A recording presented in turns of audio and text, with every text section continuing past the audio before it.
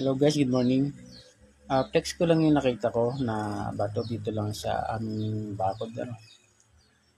Kung mapapansin nyo itong, ito. Wait lang. Itong sa ibabaw niya, ayan o, ayan. Parang nag-iimahe o image siya ng mahal na berhen. Ayan o, ayan. Kung mapapansin nyo sa bandang itaas, yung ulo niya, then yung katawan ay sa medyo dito sa hinlalaki ko. Ayan o. Para siyang mahal na birhen na nag-i-image ni Mama Mary. Ano po? Then, pag nakaganyan siya, para siyang, ano naman, naguhugis mukha ng hayop. Ang tingin ko po kasi dito, kasi may ilong po siya eh.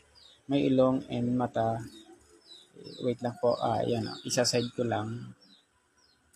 Ayan po, yan. Pag nakaganan siya, para po siyang isang lobo or uri ng hayop. Ayan po yung ilong niya, ayan po. Yung matulis na yan na may brown. Then may nguso na parang lobo or aso, ewan. May mata. Yan po. Yan po siya. Oh. Tingnan nyo.